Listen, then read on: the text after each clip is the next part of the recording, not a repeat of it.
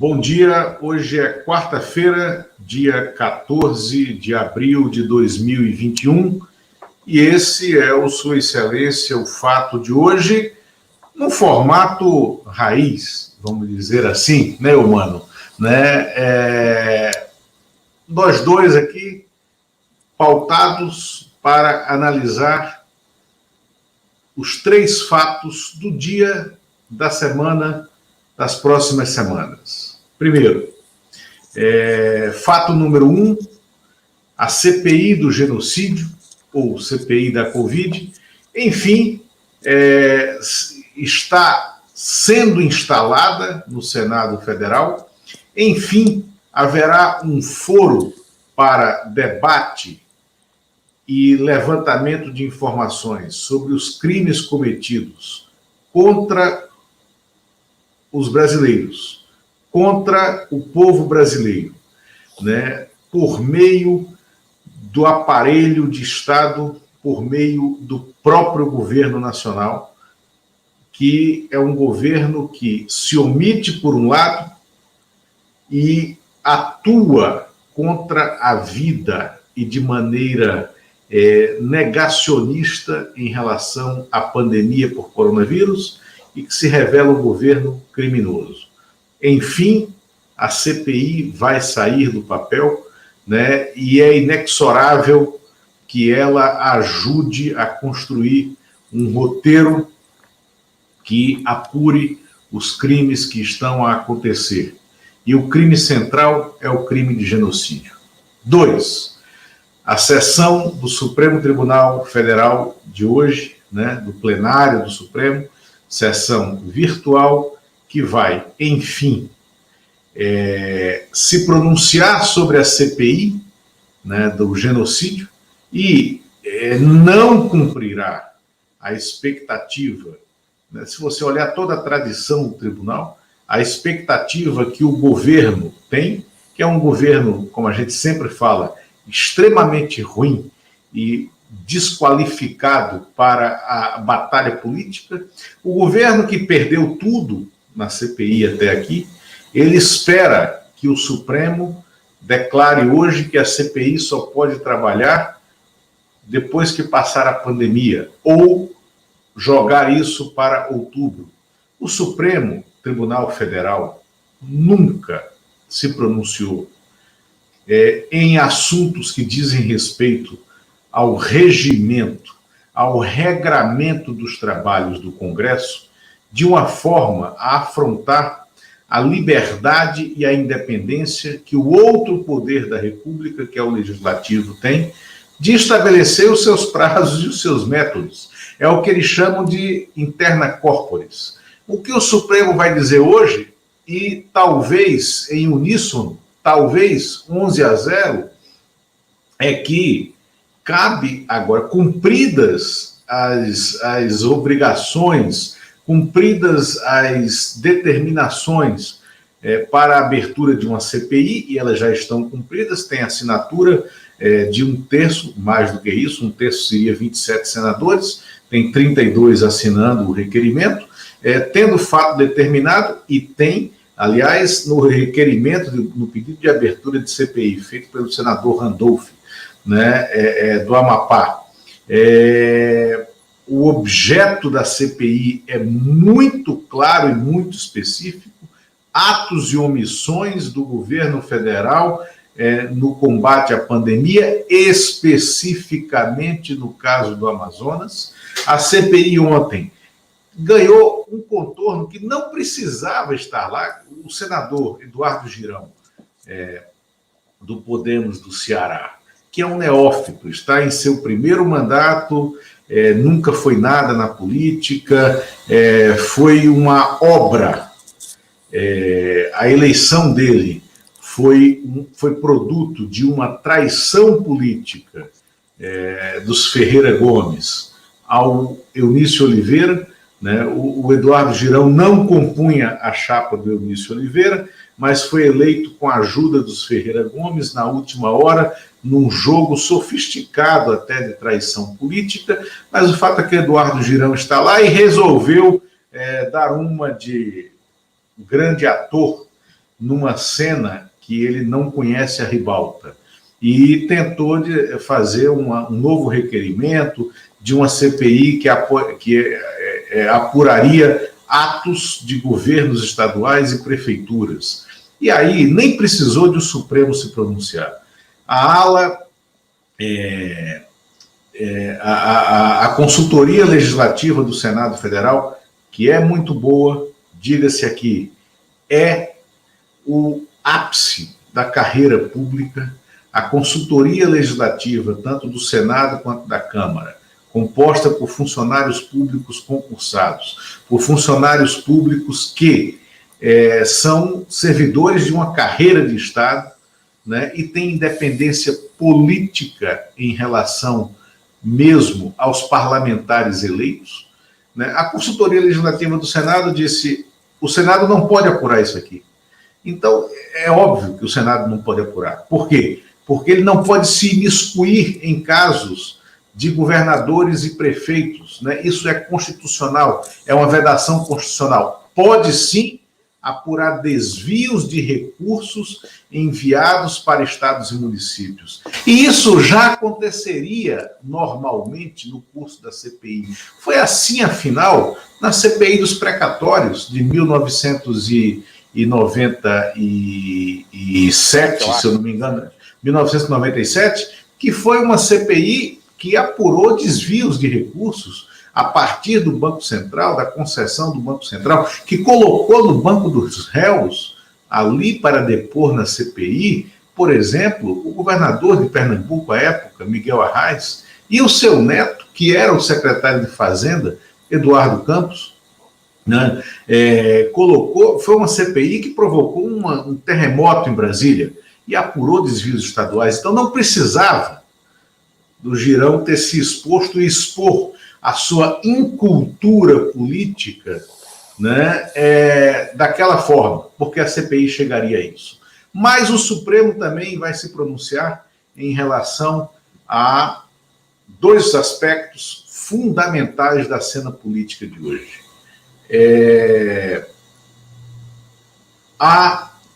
O fim da Lava Jato em Curitiba, como nós, de maneira nefasta, a conhecemos, como nós testemunhamos e fomos contemporâneos da destruição de diversos eixos da economia nacional a partir do que aconteceu na Lava Jato em Curitiba, quando um grupo de procuradores, pervertendo a Constituição, e eu vou explicar isso mais à frente durante o nosso debate, pervertendo a Constituição, usurpando suas competências, levou para Curitiba a análise de diversos casos que aconteciam no país inteiro, como se a 10ª vara em Curitiba, que era governada de maneira absoluta pelo ex-juiz Sérgio Moro, em sociedade com os procuradores da Força-Tarefa da Lava Jato, como se ali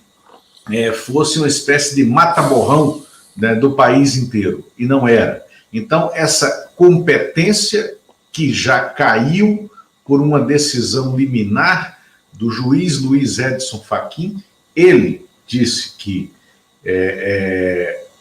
Curitiba não era o local para investigar, para julgar aqueles casos, né? E essa decisão agora deverá ser confirmada pelo plenário. E, em paralelo, e por causa disso, o plenário também vai começar a observar o julgamento que a segunda turma do próprio Supremo já se pronunciou, né, e por 3-2 declarou o juiz Sérgio Moro suspeito, né? A combinação desses dois julgamentos no plenário, que não deve acabar hoje, ela consolida a mudança do cenário político brasileiro, recolocando o ex-presidente Lula no jogo eleitoral para 2022, e Lula, nós sabemos, nós estamos vendo, está na estrada. E a partir do momento que ele foi para a estrada, como nós já dissemos aqui, o Lula deslocou o eixo político e se tornou um dos polos da disputa, jogando para o polo da extrema-direita, o atual presidente Jair Bolsonaro, a responsabilidade, a tarefa, a missão de estar no segundo turno ou não. Por fim, e vamos falar disso aqui mais à frente, eu estou me alongando demais, vamos discutir a questão do orçamento da União. Está em curso um novo escândalo do orçamento. Esse escândalo do orçamento é o motor do poder político do Palácio do Planalto frente à sua bancada no Congresso Nacional. E ele tem como sócios, no exercício da execução orçamentária, o ex-presidente do Senado, Davi Alcolumbre, que está como presidente da CCJ atualmente, o atual presidente do Senado, Rodrigo Pacheco, o ex-relator do orçamento, Domingos Neto, que é deputado pelo Podemos do Ceará, e o senador Márcio Bittar, que é o atual relator do orçamento do MDB do Acre. Existe hoje um escândalo a ser apurado aí.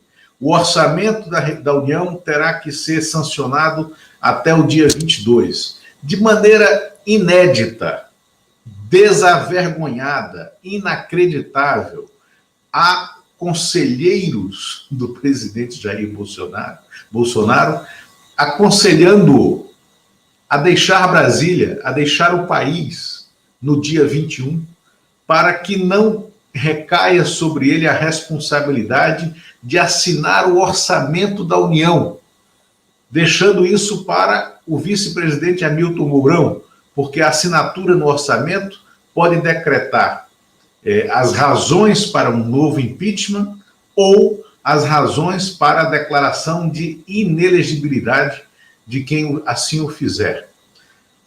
Então, o Bolsonaro está levando em consideração a possibilidade de não assinar o orçamento num ato de covardia a mais do seu prontuário político. Lembrando sempre que eu sempre disse aqui que Bolsonaro é um covarde, é um frouxo. Duvido que Mourão caia nessa cilada. E recairia a quem assinar o orçamento? Arthur Lira, presidente da Câmara, caso os dois, presidente e vice-presidente da República, viajem com medo, frouxos que são, para não assinar o orçamento. Arthur Lira poderia assiná-lo. O fará? Poderá assumir o posto de Bolsonaro? Porque lembremos que Arthur Lira, ele é réu em ações do Supremo Tribunal Federal. E já há um pronunciamento pacífico do Supremo Tribunal Federal que diz que réus não podem estar na linha sucessória da República. Então, também ainda pesa sobre eles essa questão. Arthur Lira pode assinar? Recairia para quem? Para o Rodrigo Pacheco. Rodrigo Pacheco quer ser governador de Minas Gerais na próxima eleição, disputa o governo, e alguns já falam até que pode ser candidato a presidente da República. Não creio que chegue a tanto, mas ele vai querer ficar inelegível, assinando esse orçamento que ele costurou, sabendo que é ilegal. Esse é o terceiro ponto de discussão. Eumano, a bola está com você. Comece por onde você achar melhor, por onde melhor lhe aprouver. Olá, Lula. Olá, pessoal que nos acompanha. Olha, vou começar aí pelo que eu acho que é o mais interessante, que é a grande novidade, que é a CPI da pandemia ou do genocídio aí, como queiram. Acho que tem um novo momento na política. Essa CPI ela chega forte. Essa CPI chega para fustigar o governo Bolsonaro. Não vai ser só o governo Bolsonaro, não. Eu acho que vai ter estigaços para outros lados aí. Não é só, vamos ser claros, não é só o Bolsonaro, não é o único culpado da nossa tragédia. Ele, pelas responsabilidades, pelo comportamento dele, ele é o principal. Se fosse um sucesso, ele seria o principal responsável. O principal responsável. Como é um fracasso, também ele é o principal responsável pelos desmandos e pelos erros todos cometidos aí pelo Brasil, aí, pelo governo, principalmente em relação à pandemia. Acho que foi a entrevista do Renan Calheiros aqui na segunda-feira, aqui no Sua Excelência o Fato, acho que foi muito feliz. O Renan, que raramente vinha dando entrevistas, e hoje Volta. Eumano se refere à entrevista que nós fizemos com o senador Renan Calheiros na última segunda-feira. Quem entrar na página pelo YouTube, está lá no arquivo, é o Sua Excelência o Fato, hashtag 75, né? E foi o primeiro pronunciamento de Renan, que deverá ser o relator, né, da CPI. Eumano. Então, Lula, falando então da entrevista, o Renan acho que foi muito feliz aí na entrevista, na previsão aí dos fatos que iam acontecer, previu a maioria da oposição na CPI, previu que disputaria ali, adiantou ali que disputaria ali a relatoria, agora o governo está trabalhando contra, estou vendo agora aqui na manchete do portal UOL, o governo trabalhando contra a indicação do Renan Calheiros para relator e também o governo trabalhando contra a indicação de Randolfo Rodrigues, autor do requerimento, para a presidência da CPI. Então, acho que essa é a disputa interna. O governo entra até o momento em desvantagem. Acho que vale falar um pouco aí sobre o Pacheco. O Pacheco, até como escreveu a Rosângela Bittar hoje no Valor Econômico, o Pacheco é um grande responsável por essa ela chamou de crise, acho até que não chega a ser uma crise, mas pelo Senado está sendo colocado da maneira que está hoje, assim, tendo que cumprir uma decisão do Supremo, sendo que o Senado, se o Rodrigo Pacheco tivesse feito o que devia ter sido feito, que era instalar a CPI a partir do momento em que a oposição conseguiu o número mínimo de assinaturas, com a decisão do Supremo, teve que instalar. E aí, a partir de agora, viu, Lula? Aí eu acho que... Tá aqui, eu estou projetando o artigo da Rosângela Bittar, que você citou aí, chama O Processo da Pandemia, está no jornal Estado de São Paulo de hoje, aonde ela fala que o presidente do Senado tem culpa nessa bagunça toda do processo. Né? Exatamente. Agora, a CPI está instalada. Agora é um outro momento. É um outro momento, assim, a coisa sai do controle do Pacheco, a CPI tem vida própria, dificilmente tem como atrapalhar muito. Eu sou muito otimista quanto a trabalho de CPI, eu nem falo de impeachment, nem falo do relatório final, mas eu sou muito otimista com o processo, Lula. Você que viveu intensamente algumas CPIs, então eu sou muito satisfeito com esse processo. Eu acho que nesse processo de depoimentos, documentação, requerimentos, você consegue contar melhor a história dessa pandemia e a partir das prerrogativas de uma CPI, que pode requisitar. Então, ao mesmo tempo que a CPI é um trabalho técnico, é um trabalho político. Então, isso, com certeza, vai ser um grande desgaste. E aí, ainda falando do Pacheco, aí eu me lembro, você se lembra bem também, do Benito Gama. Benito Gama foi o relator da CPI do PC Farias. O Benito Gama foi colocado lá pelo Antônio Carlos Magalhães. Era, na época, o partido PFL, aliado do Fernando Collor de Mello. No meio do processo, no meio da CPI, ali junto do presidente Amir Lando, o Benito Gama se converte para a CPI, em favor do relatório da CPI. E aquilo até provocou, aí você me corrige se a minha memória falhar, mas isso provocou o rompimento dele, não sei se definitivo, mas provocou um afastamento do Benito Gama do Antônio Carlos Magalhães. Não estou dizendo que o Rodrigo Pacheco vai fazer a mesma coisa. Acho que o Rodrigo Pacheco é leal ao Bolsonaro, que o ajudou na eleição. Acho que você não vai ver um rompimento do Rodrigo Pacheco com o Bolsonaro. Mas repara que o Renan Calheiros era presidente do Senado, não rompeu com a Dilma, era aliado da Dilma e presidiu a sessão do Senado que levou ao impeachment da Dilma. Então, essas coisas, às vezes, do cargo que a pessoa ocupa, ele consegue fazer um tipo de jogo. E eu acho que é isso que o Rodrigo Pacheco vai tentar fazer. Não sei se vai ser bem sucedido, não sei ainda, ele é muito novo, primeiro mandato, se ele está à altura do cargo. A verdade é que tem uma avenida para o Rodrigo Pacheco fazer política, se ele souber. Agora, tem a questão do orçamento. Eumano, você falou do artigo da Rosângela Bittar e eu estou projetando aqui um outro artigo do jornalista Otávio Guedes no G1, né, no site, no portal G1, tá, que diz o seguinte: Pacheco se apresenta como Tancredo, mas pode, na verdade, ser um Alckmin. Aí ele está falando do José Maria Alckmin. Né? José Maria Alckmin, que também mineiro como ele, tentou ter essa postura mineira o tempo inteiro no governo Vargas, no governo Juscelino, e que foi uma geleia de chuchu, né? E não teve poder algum, né, para sustentar os seus aliados, né, no Congresso Nacional, naquelas crises vividas naquele momento. Enfim, acho que tem aí um outro momento, sabe, da política, e aí veremos como o Pacheco vai desempenhar. Como você bem sabe, eu não gosto de fazer previsões, mas acho que a política é muito dinâmica e que nós temos alguns meses em que o Bolsonaro fustigado, vai haver um desgaste irreversível que o Bolsonaro vai sofrer na política. Ele vai acordar todo dia pensando na CPI, ele vai dormir todo dia pensando na CPI, o Randolfo Rodrigues vai estar ali o tempo todo ali fustigando como um fantasma para cima do Bolsonaro. Então, acho que isso é o mais importante, esse clima. Acho que essas questões, se há maior abrangência, menor abrangência, tudo isso é detalhe.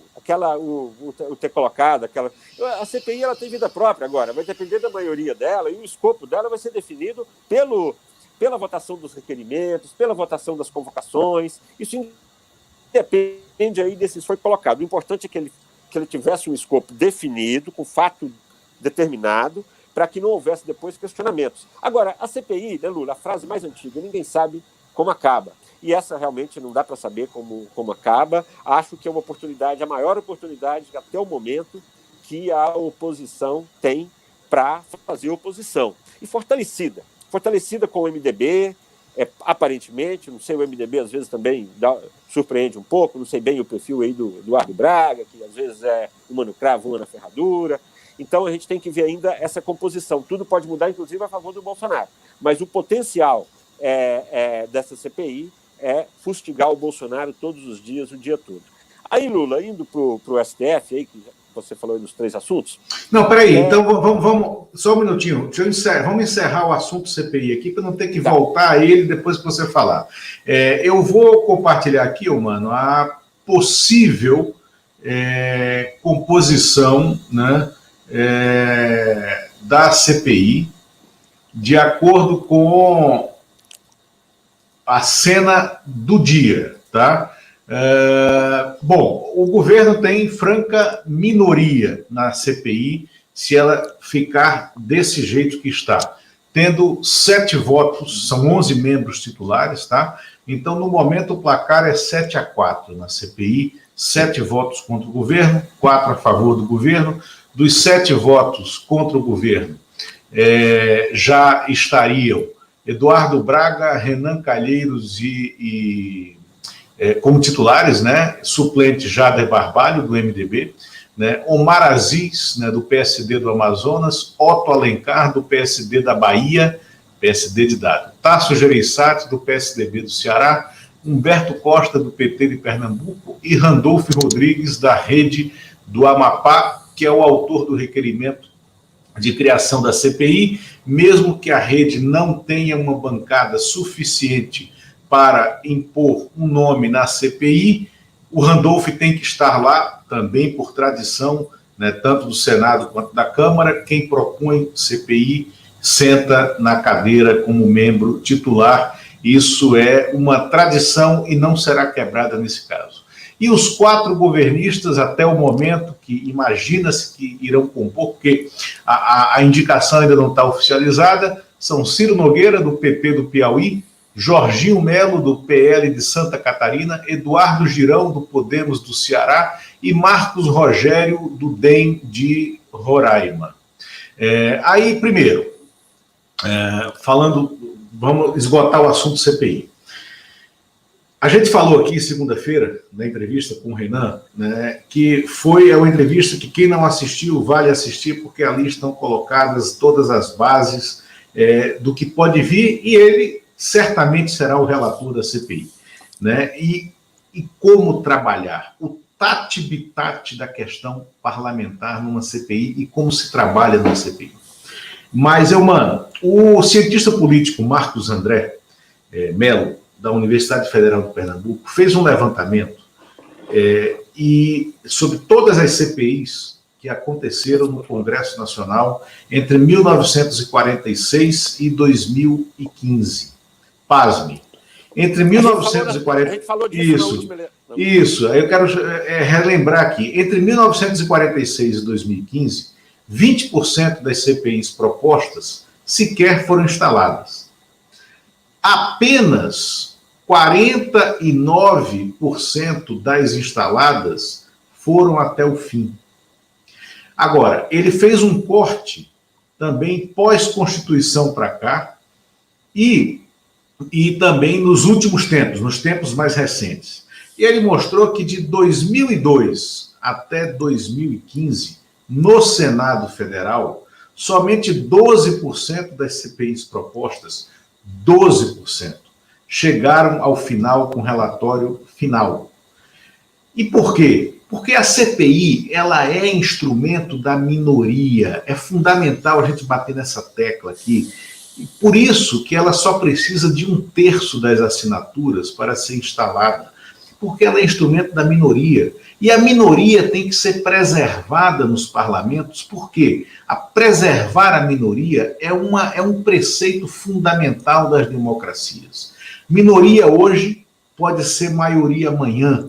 Por quê? Porque é preceito fundamental da democracia a troca, a alternância de poder.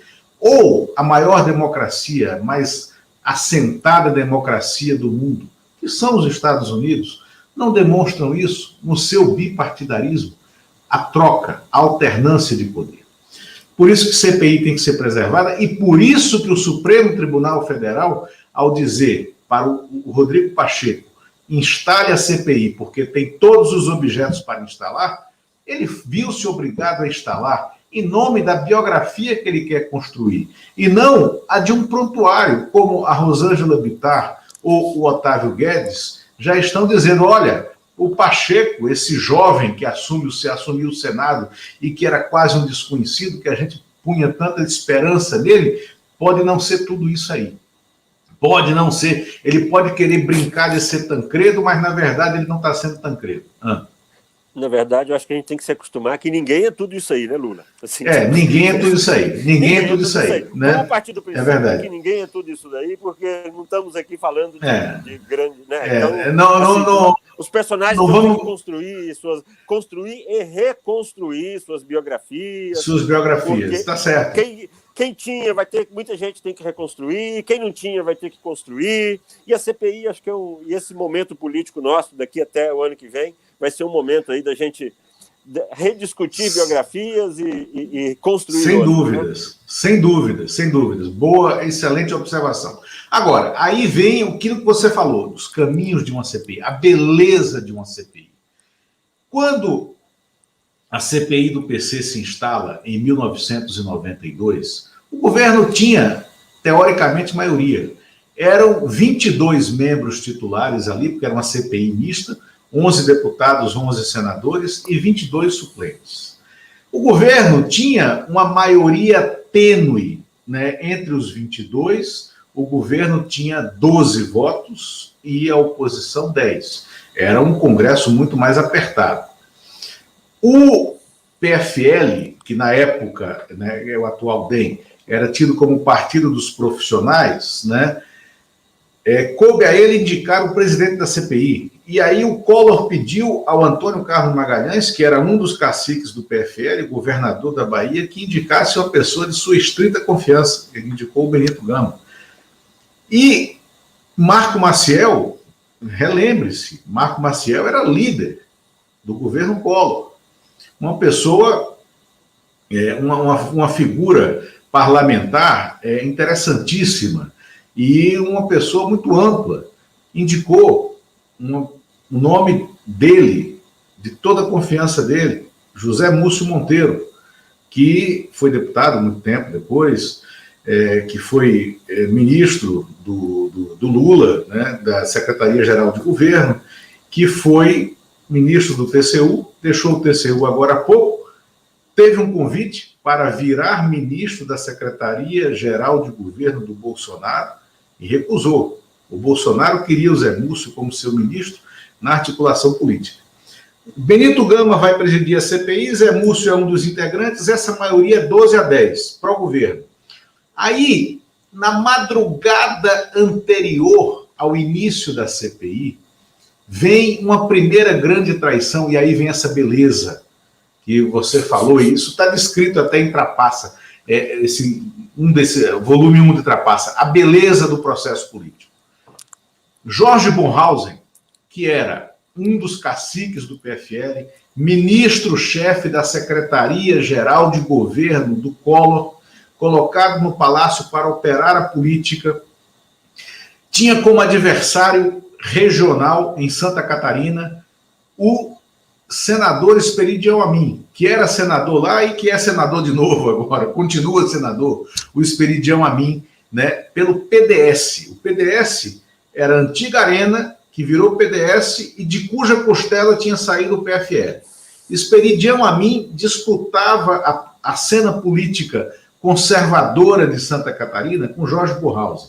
Tinha acontecido uma enchente muito destruidora em Santa Catarina e tinha destruído 4 ou 5 cidades, a infraestrutura de 4 ou 5 cidades relevantes para a composição eleitoral do Esperidião Amin. O Amin estava pedindo verba, né, emergencial da Caixa Econômica Federal, né, e o Jorge Bornhausen, num jogo político, estava segurando aquelas verbas. O que é que o Amin fez para tentar forçar o Bornhausen a conversar com ele? Na madrugada anterior à instalação da CPI, como ele morava no mesmo prédio, na 309 Sul, né, o mesmo prédio que morava também o senador José Paulo Bisol, do PSB, Partido Socialista Brasileiro do Rio Grande do Sul, Esperidião Amin foi ao apartamento do Bisol e disse para ele: Bisol, você quer integrar a CPI como senador nomeado, indicado pelo PDS? O Bisol se surpreendeu e disse: não, mas por quê? Não, porque eu quero dar essa maioria para a oposição. Era a troca de um voto, transformava a maioria para a oposição. Eu quero dar essa maioria para a oposição. E eu quero dar um troco no Jorge Bornhausen. O Bisol então disse: olha, Amin, eu aceito, mas eu não vou conversar com você sobre nenhum voto que eu tenha que dar, sobre nenhuma postura minha na CPI, sobre nenhum requerimento meu, eu vou ser independente. O Amin disse: não, claro, eu não estou pensando diferente, seja independente. O Zé Paulo Bisol, então, foi para a CPI, virou a maioria, a CPI começou a ter votos para aprovar requerimentos contra o governo, e no curso do processo, o José Múcio Monteiro, quando ele constatou tudo que estava sendo apurado, ele foi ao líder do PFL na época, o Luiz Eduardo Magalhães, e falou: olha, Luiz, você que era filho do ACM, você que é meu líder, você me indicou. Eu quero te dizer o seguinte, eu não tenho mais condições de votar com o governo nisso aqui. Tudo que está sendo apurado é um escândalo. Eu não vou compactuar com isso e eu vou passar a votar com oposição. Eu posso sair da CPI e você nomeia outro para o meu lugar, ou eu vou ficar e eu vou ser um voto da oposição. O Luiz Eduardo foi lá, agradeceu o Zé Múcio pela correção política, disse: olha, eu não esperava isso, e essa tua correção, fica tranquilo, eu vou levar em conta, mas eu vou te tirar da CPI. Aí o Zé Múcio fez: não, tudo bem, você quer que eu que revele esse fato, ou você revela? Aí o Luiz Eduardo disse: não, você revela, porque aí tudo que você disser eu vou endossar, mas você vai sair da CPI. Esse é o jogo. E o governo terminou derrotado, e o relatório final do Amir Lando saiu vitorioso por 16 votos a favor, em 22, tá? 5 contrários, apenas 5 votos contrários, e uma abstenção. De quem? Benito Gama, que se escudou no fato de ser presidente da comissão e não votar. Agora, a gente está falando de uma CPI que tem apenas 11 votos, Dos 11, 7 já são claramente contrários. Acredito que talvez o Tasso só vai integrar a CPI do genocídio se houver um consenso de que ele deve ser o presidente, porque o PSDB deve indicar o presidente. Caso não haja um consenso e o Tasso tenha que disputar votos para presidente, ele deve ceder a sua vaga para a senadora Mara Gabrilli, também do PSDB de São Paulo. Senadora essa que também é contra o governo, né? Que é frontalmente contra o governo e que tem também a cabeça organizada. Sim, eu até tenho divergências de algumas posições da senadora Mara Gabrilli, mas ela tem a cabeça organizada, ela tem uma excelente assessoria e a gente tem que lembrar, foi uma das personagens que produziu alguns dos maiores embates em plenário na Câmara dos Deputados contra o Eduardo Cunha, tá? Então, a gente tem que lembrar que, assim, a CPI é ingovernável. É ingovernável por quê? Porque ela concede roteiros. E é exatamente isso que o Renan nos falou. A gente precisa ir atrás de um roteiro, né? A dimensão, o diapasão da apuração vai se dar no dia a dia. Mas o roteiro estará sendo escrito lá. Aí, a CPI tem 90 dias para trabalhar. Pode não usar os 90 dias. Vamos lembrar, a CPI do PC começou com um período de apuração de 45 dias. Era pouco. Eles pediram uma ampliação para mais 45. Produziram um relatório no 50º dia, né? Ou seja, com 50 dias, a CPI do PC produziu um relatório que levou ao impeachment do presidente, né? Lula, e o impeachment aconteceu em 3 meses. Né? Diga, mano. Só fazer um comentário aqui, o Mauro Sampaio, que sempre nos acompanha aqui, nos honra aqui com a audiência aqui no Sua Excelência o Fato, comentando a respeito do perfil, né, dos componentes, dos integrantes da CPI, do PC Farias e da atual. Aí, viu, Mauro, eu acho que a CPI atual, a menos que o governo consiga, no meio do caminho aí, fazer alguma coisa e mudar essa composição aí, o que é muito difícil virar, eu não sei aí o grau de, vamos dizer, de fidelidade aos princípios aí de cada um desses senadores. Agora, em princípio, essa CPI sai mais forte na composição dela do que a CPI do PC Farias, por essa razão que o Lula colocou. Exatamente. Essa CPI sai com maioria firme, em princípio, ela sai com maioria firme oposicionista contra o governo. A outra não. A outra nascia, em princípio, governista, com a maioria tênue, como o Lula bem colocou, mas no meio do caminho ela virou. Por isso é que eu aposto muito na dinâmica da CPI, sabe, nos desdobramentos, nas convocações, porque eu acho que tudo isso, assim, esse é um assunto que mais até do que o PC Farias, que nós estamos na época a gente tratava de um escândalo no nível de Brasília, nós tratávamos de um escândalo em nível de orçamento, de verbas. Agora não, nós estamos tratando de um fato, que é uma pandemia, que atinge hoje, pode-se dizer, eu acho, todas as famílias brasileiras, de alguma maneira, foram afetadas pela pandemia. Então, cada depoimento de ministro, de ex-ministro, imagina um depoimento, sabe, do Nelson Tait, imagina o depoimento do Mandetta, imagina um depoimento do Pazuello, imagina como é que esses depoimentos vão ser acompanhados, governor, imagino que nesse escopo aí, quer dizer, eu não sei se se pode convocar, mas pode-se convocar governador do Amazonas, por exemplo, imagina o quanto isso vai gerar, o quanto isso vai gerar de impacto, de noticiário negativo. Então, eu acho que isso daí, a CPI, ela é dinâmica. Ela tanto pode... E crise.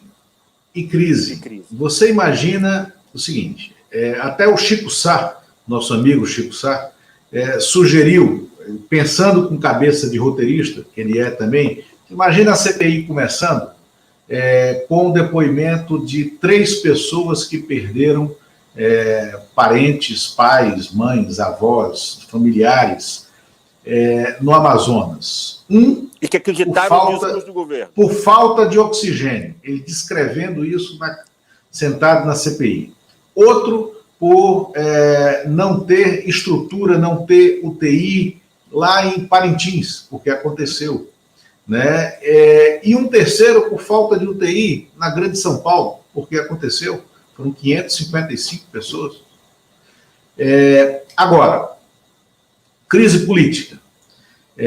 Os ex-ministros Luiz Henrique Mandetta e Nelson Tais podem sentar na cadeira de depoimentos e dizer o que aconteceu, que ordens recebiam, quais eram as determinações, como se deu o kit de tratamento prévio que não existe, né?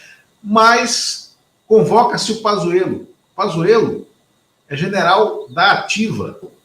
General da ativa não está submetido ao ordenamento jurídico dos civis. Os civis que não quiserem falar a verdade, ou que quiserem omitir a verdade, podem recorrer ao Supremo Tribunal Federal. Mas uma vez convocado o Pazuello, ele vai pedir habeas corpus a quem? Ao Supremo Tribunal Federal ou ao Supremo Tribunal Militar? Ao STF ou ao STM? Se for ao STM, porque ele pode alegar, eu sou militar, da ativa. Quem tem que dar um habeas corpus para mim é o presidente do STM. Isso será inédito. E será uma crise inédita. Como o Exército vai ver um general da ativa sentado naquela cadeira? E a quem o Pazuello vai recorrer se, como foi revelado pelo colunista Lauro Jardim no jornal O Globo de domingo, na saída da última conversa que o Pazuello teve no Palácio do Planalto, na porta, depois de já demitido, já fora do governo, quando se revelou que o atual ministro Queiroga seria ministro, o Pazuello, encerrada a conversa, virou para o ministro-chefe, agora da Casa Civil, Luiz Eduardo Ramos, que também é general, e tentou falar com ele e gritou: Ramos! O ministro da Casa Civil disse: Ramos não, General Ramos. Eu sou general de exército e você é general de divisão. Ou seja, impôs a patente e saiu andando e não ouviu o Pazuello. O Pazuello, então, está com as pontes queimadas no seu diálogo político.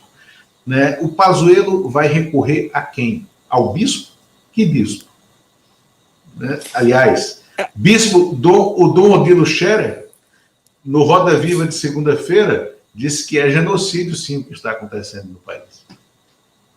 Pois é, interessante essa história do Pazuello. Agora, se o ministro não tem obrigação de prestar conta ao país, de prestar conta ao Congresso Nacional, se o ministro não tem argumentos, se ele não tem coragem, sei lá, essa palavra eu não gosto muito, mas se ele não assume as coisas que fez, e o Exército vai defender esse cara, só vai aumentar o desgaste do Exército. Né? Mais uma prova do quanto é nociva essa mistura do mundo militar com o mundo civil. Vira essa busca de subterfúgios e tudo. Então, acho assim, é lamentável estarmos nessa situação, é lamentável que, caso... Agora, eu imagino que o Pazuello não vai ter muito como correr, não. Acho que ele vai dar depoimento, sim. Acho que a CPI, aí, politicamente, a CPI vem muito forte politicamente. E a CPI vem com demanda reprimida desde o ano passado, sabe, de tudo que o Bolsonaro fez, e a oposição nunca conseguiu fazer disso um palanque, não no sentido eleitoral, mas um palanque no sentido de conseguir divulgar suas coisas, de conseguir disputar o noticiário,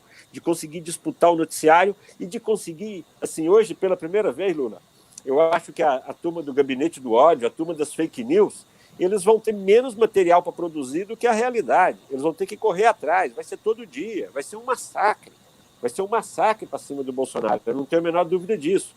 Então ele entra em muita desvantagem nessa CPI. E aí o Pazuello, mais cedo ou mais tarde, de alguma maneira, ele vai dar satisfação. E se não der, é pior para o governo, pior para o Exército, pior para ele. Acho que agora a realidade vai se impor, a minha impressão. Isso. Mano, vamos falar então de Supremo Tribunal Federal. Concordo com você. A realidade vai se impor no caso da CPI. Supremo Tribunal Federal que se reúne, em nossa opinião, pode declarar em uníssono, né, todos os 11, que a CPI, o Congresso é quem define o ritmo, o início, a forma, porque é uma questão interna corporis. Segundo tema do Supremo hoje à tarde, julgamento do Lula, né, anulação das sentenças em Curitiba, incompetência de Curitiba para julgar a Operação Lava Jato e suspeição do Moro. Em relação à incompetência de Curitiba, é fundamental a leitura, né, de uma reportagem muito boa, muito relevante, feita pelos repórteres, deixa eu ver aqui, do jornal Le Monde. Essa reportagem foi divulgada, foi ao ar, né, na última... Está lá na plataforma Brasília, a tradução dela, na última sexta-feira, né, Gaspar Estrada e Nicolas Bussier, do Le Monde, que ficaram meses escarafunchando, né, reescrevendo, revisitando diversas passagens da Lava Jato. E aí, eles chegaram no episódio crucial para se compreender a incompetência de Curitiba. No dia 17 de março de 2015, tá? Desculpa, de 2014, dia 17 de março de 2014, o Rodrigo Janot já havia criado a Força-Tarefa, ele como Procurador-Geral da República, ele já havia criado a Força-Tarefa de Curitiba, não era ainda Força-Tarefa da Lava Jato. Força-Tarefa para apurar crimes federais, né, conexos a uma questão específica em Curitiba, cujo juiz era o Sérgio Moro. E aí ele designou um procurador chamado Pedro Soares, procurador de carreira, procurador independente, que não tinha relação especial com o Sérgio Moro, e ele era, então, o primeiro coordenador da Lava Jato em Curitiba. E o Pedro Soares, quando ele é chamado a opinar sobre diversas ações que outros procuradores estavam levando para Curitiba e colocando sob o guarda-chuva do então juiz Sérgio Moro, o Pedro Soares faz uma manifestação à sua chefia em Brasília e diz: esses casos aqui não têm que estar em Curitiba, porque não são apurações conexas a outros crimes que estão em apuração na vara do juiz Sérgio Moro. O que é que acontece com Pedro Soares? Ele é removido de Curitiba.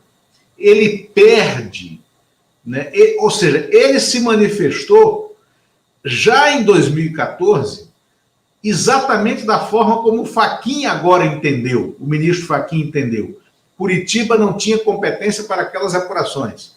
E o que acontece com o Ministério Público? Ele remove o Pedro Soares e coloca na coordenação da Lava Jato o Deltan Dallagnol, que tem a relação umbilical com Sérgio Moro e que aí passa a trabalhar em parceria entre o juiz e os procuradores. Sempre lembrando, procurador não é instância jurídica. Procurador é sempre parte do processo, porque cabe a eles a denúncia, né? Eles são parte. Então, aí começou essa associação entre a denúncia e o julgador, entre o denunciante e o julgador, e produziu essa contaminação da Lava Jato. É isso o que está em discussão. Além, aí vem um segundo aspecto, um segundo ponto, exemplarmente levantado, porque aí é da suspeição do Sérgio Moro, que está sendo julgada à luz da revelação da troca de mensagens entre os procuradores, delegada Érica Marena, da Polícia Federal, procuradores de Curitiba, da Lava Jato, e Sérgio Moro, né, que derrubaria por suspeição, né, todas as sentenças contra o ex-presidente Lula. O jornalista Márcio Chaer, né, do consultor jurídico, pegou um relatório que foi divulgado ontem, também assim, bem a tempo, né, de tentar influenciar os ministros do Supremo hoje à tarde, um relatório de uma perícia da Polícia Federal sobre as mensagens, dizendo que não assinado pelo delegado Felipe Alcântara de Barros Leal, dizendo que não é possível dizer que as mensagens não foram mexidas, mas ele não diz como as mensagens foram mexidas. Ele diz que não é possível dizer que foram mexidas, que não foram mexidas, mas ele não explica de onde ele tirou. Ele diz que o hacker tinha vontade de mexer, mas ele não tem prova alguma de que o hacker tinha vontade de mexer nas mensagens. E aí o Márcio Chaer compara esse relatório, né, do delegado Felipe Leal ao relatório do inquérito policial militar, o IPM, do caso Rio Centro, né, da bomba que explodiu no colo, né, dos militares que iriam jogar uma bomba contra os civis que estavam no show do Rio Centro, dizendo o seguinte: olha, fizeram um IPM igual um relatório igual ao IPM do Job Lorena, né, que foi o coronel que assinou aquele, é isso, Eumano? Assinou aquele relatório, que era um relatório farsesco, e que 20 anos depois é que se descobriu que aquilo era uma farsa. Agora o Márcio Chaer já expõe, é uma farsa, por quê? Porque o relatório da PF não tem nenhum elemento. Diga, Eumano. Aí, viu, Lula, já estão indo aí para o final. Eu acho que, assim, tem todas essas questões técnicas e tal. Agora, todo mundo já sabe o que se passou na Lava Jato, todo mundo já sabe, já está claro essa questão aí de Curitiba, como foro, que sabe, é o que vai ser julgado hoje, mas já está claro que extrapolou, até por essa reportagem como essa que você colocou do Le Monde. Agora, acho que, assim, como toda decisão do Supremo de grande relevância, repercussão aí no mundo político, é claro que ela tem todo o embasamento técnico, mas chega, a partir de certo momento, vai ser uma decisão amplamente política. Se a cabeça do juiz na hora não é política, o conjunto da... Só um instantinho. O conjunto da decisão, do julgamento, ele vai formar ali ele vai ter ali um componente político inevitável, e o juiz sabe disso quando ele está julgando. Eu estou dizendo isso porque eu acho que vai ser dificílimo, eu acho muito difícil do ponto de vista político agora, tirar o Lula de novo da eleição. Acho que aí que é o que acho que é onde nós podemos conversar, porque essas filigranas aí jurídicas deixam lá para os juízes. Agora, do ponto de vista político, tirar o Lula da eleição. O Lula estava fora. De repente, o Lula é colocado na eleição, se transforma de novo no líder nas pesquisas, é aceito por uma boa parte, inclusive dos setores da política mais ligados ao centro, alguma coisa de empresariado, sinais. Ontem até o Fernando Henrique estava falando que se tiver de novo Bolsonaro e Lula, ele vota no Lula. Então, assim, você tem uma aceitação da situação do Lula. O Lula que é um sujeito que foi preso. O Lula é um dos poucos, sabe? O Lula, se pecados teve, Lula, inclusive, pagou. Não vou entrar no mérito das questões, não vou entrar no mérito de todas as decisões tomadas pelo Lula, por tudo que ele foi feito. Agora, não existe tirar o Lula hoje da eleição. Eu acho que aí vai ficar muito difícil sustentar a estabilidade política nossa no Brasil, porque você vai estar aí de novo. Como seria não instalar uma CPI? É você tirar o Lula de novo. O Lula já ficou fora de uma eleição. O Lula já tem suas punições. E hoje, tirar o Lula, do ponto de vista político, eu acho que vai ser um desastre.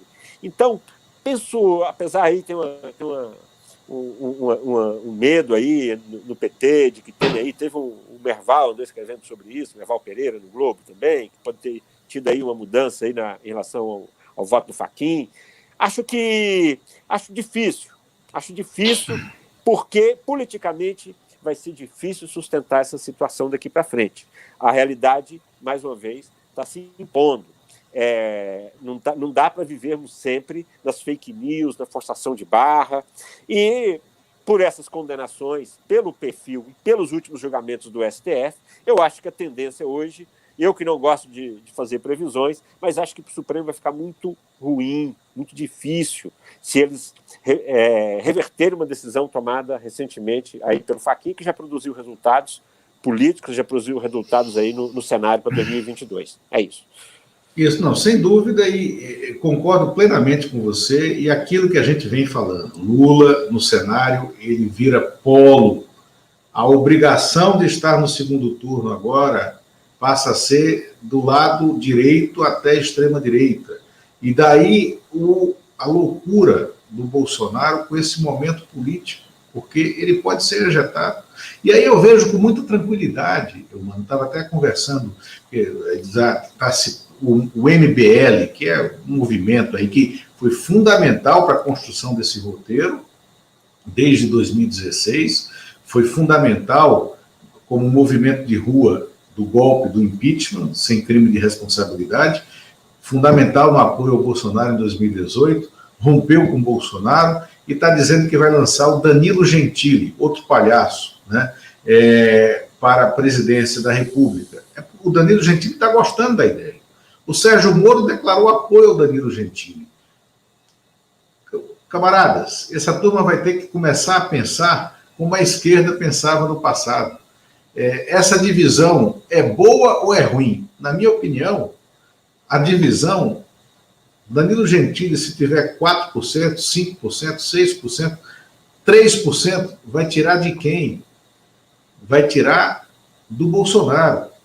E esse percentual, 3%, 4% dos votos, pode ser fundamental para determinar se será o Bolsonaro ou um candidato mais ao centro, um candidato mais de uma construção democrática de centro-direita, vai ser quem passará para o segundo turno ou não. Então, esse é o cenário e esse é o jogo que está sendo jogado nesse momento na cena política. Eu concordo com você.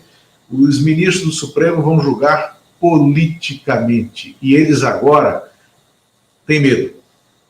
Eles têm medo de serem elementos de uma ruptura institucional, de fato, né?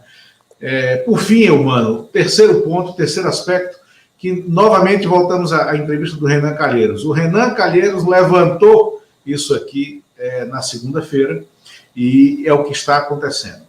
Está em curso um novo escândalo do orçamento. O orçamento da União, e esse orçamento que tem que ser sancionado até o dia 22, que é o orçamento que ainda não está em execução, ele é um orçamento sui generis, surreal e ilegal. Pela primeira vez na história, o volume de recursos dados para emendas parlamentares supera a capacidade de investimento de todo o governo federal. E coloca nas mãos do relator do orçamento que passou, que é o Márcio Bittar, o senador do MDB do Acre, o poder discricionário de determinar para que emendas vão aqueles recursos que o governo federal vai liberar. Ou seja, é a execução orçamentária da União que está na mão de um senador, né, de outro poder, que é legislativo e não executivo, usurpando o poder da economia e mais, transformando em troca o orçamento da União, em troca política. Isso sem querer dizer, sem querer levantar a possibilidade de corrupção que existe na ponta nesses processos. Falando aqui só da questão do poder político. E é nisso que ele fala, ao sancionar esse orçamento, ele dá vezo a crime de impeachment ou inelegibilidade. E isso o Bolsonaro sabe. O Paulo Guedes também sabe. Tanto que o Paulo Guedes vem dizendo que o orçamento é inexequível. Eu sei que se esse orçamento for sancionado desta forma, pelo menos 4 auxiliares entre primeiro, segundo e terceiro escalão do Ministério da Economia vão vazar, porque não vão compactuar com a ilegalidade desse tamanho. Porque vale aquela máxima de Brasília, né? Cometo crimes até o momento que o meu CPF entra na jogada. Servidores de carreira não cometerão esse crime com os seus CPFs, porque é a vida deles que está em jogo num governo que está vivendo o seu ocaso, né? Me fala, você ia falar alguma coisa? Eu queria lembrar que esse formato, essa divisão orçamentária aí, essa alocação de verbas, ela está na origem da eleição do Arthur Lira e do Rodrigo Pacheco. Essa costura, essa enxurrada de emendas, esse superdimensionamento das emendas parlamentares, ele está na origem das eleições dos dois. O Bolsonaro apostou tudo nesse orçamento para ele manter o controle sobre o Congresso Nacional.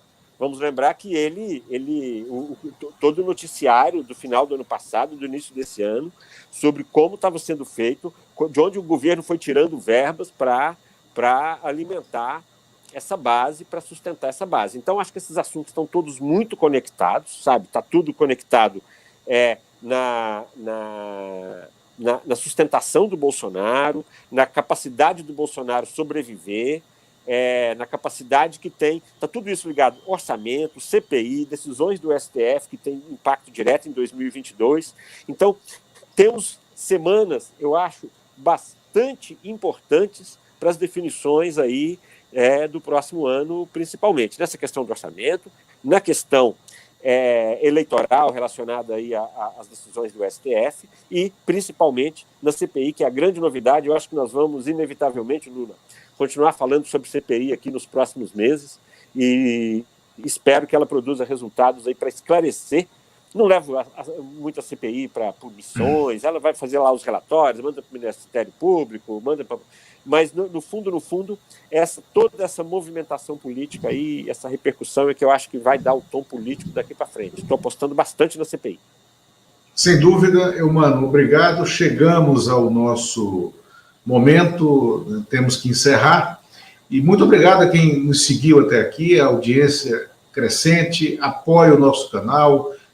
Se puder, vire membro do nosso canal, né? Nós estamos também sendo retransmitidos pela TV 247, pela revista Fórum e por outros sites, outras TVs na internet ao longo dos próximos dias, né? E muito obrigado por estar conosco. Vire membro, acione a sinetinha, participe conosco sempre às segundas, quartas e sextas, de 8h30 às 9h30 da manhã. Obrigado, até logo. Eumano, obrigado.